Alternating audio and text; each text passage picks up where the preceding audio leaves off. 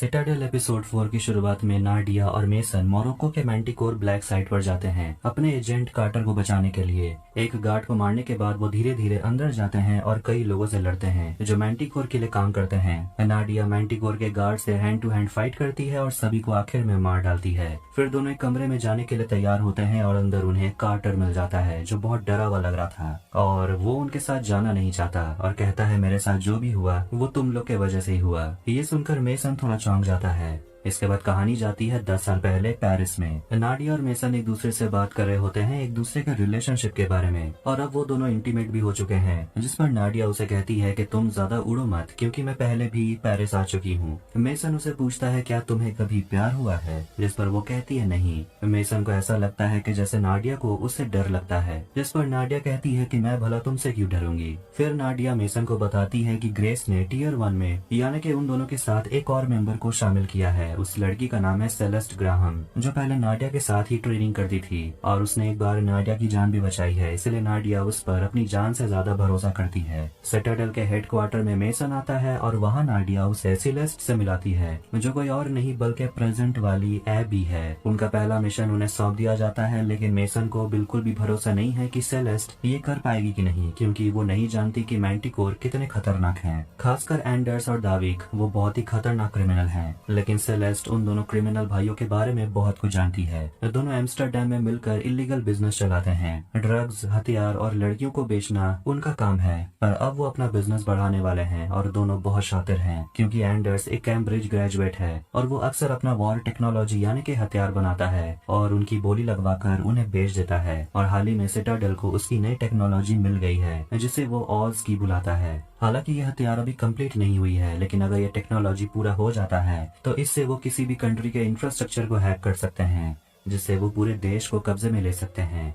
लेकिन सेलेस्ट भी बहुत स्मार्ट है और वो जानती है कि ऐसा करना इम्पॉसिबल है क्योंकि ऐसा करने में हजारों एक्साबाइट्स डाटा चाहिए होंगे और ऐसा करने में उसे कई साल लग जाएंगे। ये बात सुनकर नाडिया कहती है कि इसीलिए सेलेस्ट को इस मिशन के लिए चुना गया है क्योंकि वो परफेक्ट है। नाडिया ये भी बताती है कि सेलेस्ट का एक भाई है डेविड जिसे सेलेस्ट कुछ खास पसंद नहीं करती। मेसन उसे पूछता है कि तुमने कितने समय अंडरकवर रहकर काम किया है, जिस पर वो बताती है 3 हफ्ते के लिए। वो पूछता है कि नाडिया ने तुम्हें क्या बताया है, अंडरकवर कैसे हुआ जाता है, जिस पर सेलेस्ट कहती है कि बस झूठ बोलना आना चाहिए। लेकिन मेसन कहता है सिर्फ झूठ बोलना ही काफी नहीं होता, अपने आप को ऐसे बदल लो जब तुम खुद को आईने में देखो तो ऐसा लगे कि तुम किसी और को देख रहे हो। इसके बाद सेलेस्ट अपने बालों को कलर करती है और पहुंचती है एम्स्टर्डम और एक बार में जाती है एंडर से मिलने के लिए। वो एंडर से मिलती है और अपना नाम ब्रियल बताती है। मेसन ने उसे कहा था कि सिर्फ उसे प्यार में फंसाने की कोशिश मत करो, उससे सच में प्यार करो। अब अंडरकवर रहे 19 दिन हो गए हैं, उन सब का प्लान काम कर रहा है, दोनों अब रिलेशनशिप में हैं और मेसन ने उसे कहा था कि अंडरकवर में रहकर तुम झूठ नहीं बोल सकती। एंडर्स और डाविक जैसे लोगों को भनक लग जाएगी और वो तुम्हें जिंदा दफना देंगे, इसलिए जो भी कहोगी उस बात पर पहले तुम्हें यकीन होना चाहिए।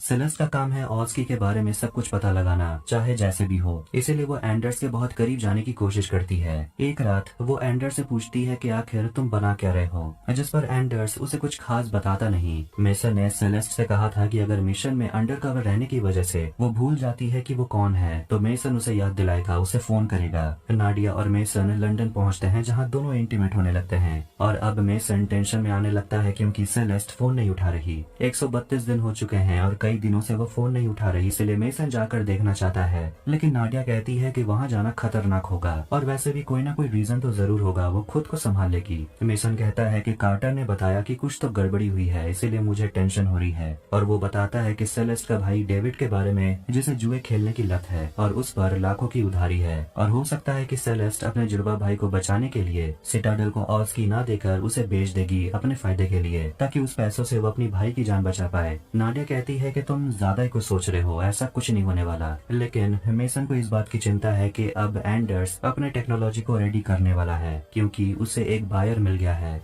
सेलेस्ट खुद को आईने में देखती है, जिसके बाद वो एंडर्स के लैब में चली जाती है और ऑस्की को एक नकली डिवाइस से रिप्लेस कर देती है और असली वाला अपने पास रख लेती है। लेकिन डाविक उसे देख लेता है और उसे मारता है और उसे कहता है कि एंडर्स अब तुम्हें बहुत मिस करेगा क्योंकि अब उसे वो मारने वाला है। इसके बाद दोनों में फाइट शुरू हो जाती है और उस बिल्डिंग में सिटाडेल की एक टीम एंटर करती है और सेलेस्ट किसी तरह डाविक को बेहोश कर देती है और हेडक्वार्टर में कार्टर अपडेट देता है कि टीम के बहुत लोग मारे गए हैं और राहत की बात यह है कि सेलेस्ट जिंदा है। एंडर्स पर्स पकड़ा गया, लेकिन डार्विक भाग गया है और ऑज की उन्हें नहीं मिला। ये सुनकर मेसन बहुत गुस्सा होता है। फिर उसे एक मैसेज आता है जिसमें लिखा हुआ था कि उसे केस मिल गया है, और मेसन उसे रिप्लाई करता है कि इसके बारे में किसी को पता नहीं चलनी चाहिए। अब पूरी टीम आखिरकार सिटाडेल हेडक्वार्टर पहुंचती है और मेडिकल टीम को तैयार किया जाता है। ग्रेस मेसन से कहती है कि पता लगाओ डार्विज और वो ऑज की कहाँ है, और जब नाडिया कहती है कि वो भी इंट्रोगेशन के लिए जाना चाहती है तो मेसन उसे मना कर देता है और वो अंदर जाता है सेलेस्ट को इंट्रोगेट करने के लिए। नाडिया और ग्रेस उन दोनों को बाहर से देखते हैं और मेसन सेलेस्ट का हाथ खोल देता है और उसे पूछता है कि ऑज की कहाँ है, जिस पर वो कहती है कि वो मेरे बैग में ही था,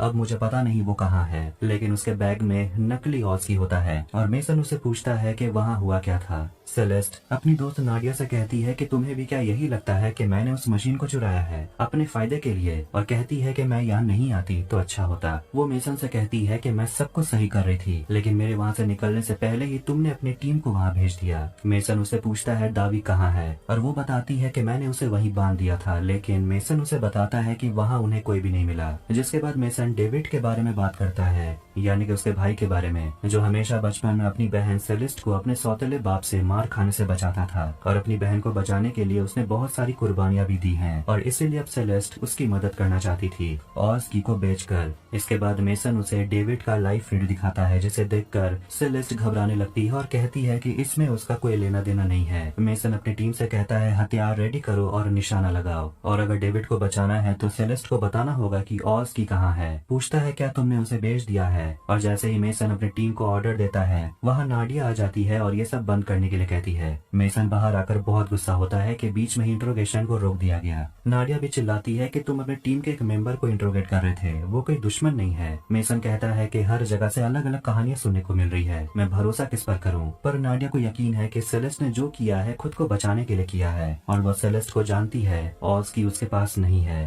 पर प्रॉब्लम यह है कि डार्विक जानता है कि सेलेस्ट एक अंडरकवर एजेंट है और वो उसे मारने के लिए कभी भी आ सकता है, इसीलिए उन्हें सेलेस्ट को यहाँ से निकालना होगा। जिस पर कार्टर कहता है कि एक सेफ हाउस है जहाँ हम सेलेस्ट को भेज सकते हैं। फिर नाडिया चली जाती है एंडर्स को इंट्रोगेट करने के लिए। मेसन ग्रेस और कार्टर को बताता है कि सेलेस्ट हम सभी को बेवकूफ बनाने की कोशिश कर रही है, सिर्फ हमें ही नहीं मैंटिकोर को भी। वो इस सब में अपना फायदा देख रही है, वो अपने भाई की जान बचाना चाहती है। कार्टर पूछता है कि तो हमें करना क्या चाहिए, जिस पर मेसन कहता है कि हमें सेलेस्ट को बैकस्टॉप यानी कि उसकी याददाश्त मिटानी होगी। वो सिटाडेल के बारे में अब बहुत कुछ जानती है। ग्रेस उसे बताती है कि तुम्हें इसके लिए सजा भी मिल सकती है। मेसन उसे कहता है कि तुम चाहती हो कि तुम्हारे अंडर एक गद्दार सिटाडेल को ले डूबे। ग्रेस कहती है कि मैं तुम्हें परमिशन नहीं दे सकती, जिस पर मेसन कहता है कि हम इसे अनऑफिशियल तरीके से कर सकते हैं, किसी को पता नहीं चलेगा। इसके बाद कार्टर अंदर जाता है और सेलेस्ट को एक डिवाइस पहनाता है, और मेसन आकर कहता है कि तुम्हें यहाँ से कहीं और शिफ्ट किया जा रहा है क्योंकि दाविक तुम्हारे पीछे आएगा। जिस पर सेलेस्ट कहती है कि तुम लोगों ने मेरे भाई को ढूंढ लिया, तो ऐसा भी तो हो सकता है कि सेलेस्ट मुझे ढूंढते हुए कहीं भी आ जाए। मेसन उसे बताता है कि एक और तरीका है, तुम्हें मेक्सिको के एक फैसिलिटी में ट्रांसफर किया जाएगा। वहाँ ऑपरेशन से तुम्हारे फिंगरप्रिंट्स और तुम्हारे आंख के कॉर्निया को चेंज कर दिया जाएगा, और उसके बाद तुम सेलेस्ट नहीं कोई और बन के रहोगी। दाविक के लिए तुम्हें ढूंढना मुश्किल होगा। सेलेस्ट पूछती है क्या ये सब खत्म होने के बाद क्या मैं अपनी लाइफ में वापस जा सकूंगी। मेसन उसे कहता है बिल्कुल, इसीलिए सेलेस्ट इस प्रोसीजर के लिए मान जाती है। अब आखिर में नाडिया आती है और पूछती है कि सेलेस्ट का क्या हुआ, जिस पर ग्रेस उसे कहती है कि मैंने खुद ऑर्डर दिया है कि अब उसे सेफ हाउस में शिफ्ट कर दिया जाएगा। मेसन कार्टर को दिखाता है घर जहाँ सेलेस्ट अपनी नई लाइफ शुरू करेगी, और कार्टर मेसन से पूछता है कि अगर कमांड को पता चल गया कि तुमने बिना उन्हें बताए बैकस्टॉप का प्रोसीजर किया है तो तुम क्या करोगे। जिस पर मेसन कहता है कि तब तो मुझे भी भागना पड़ेगा और मैं ऐसे ही किसी सुंदर घर में शिफ्ट हो जाऊंगा। जिस पर कार्टर मजाक करते हुए कहता है कि वैसे जगह में तुम 5 मिनट भी नहीं टिक पाओगे। मेसन इस प्रोसीजर को पूरा करवाने के लिए बर्नार्ड से मिलता है और उसे कहता है कि हमें सेलेस्ट की मेमोरी को हमेशा के लिए मिटाना होगा, और इसके लिए उसकी मेमोरी वाले शीशे को भी तोड़ना होगा। जिस पर बर्नार्ड उसे पूछता है क्या तुम्हें सच में लगता है कि सेलेस्ट गद्दार है, क्योंकि बर्नार्ड ने भी किसी के साथ ऐसा किया था और इस बात का उसे अभी तक पछतावा है। और वो मेसन को समझाता है कि अगर तुम गलत हो गए उसके बाद चाह कर भी तुम कुछ नहीं कर पाओगे। जिस पर मेसन बस यही कहता है कि कुछ भी हो सिटाडेल को बचाना होगा।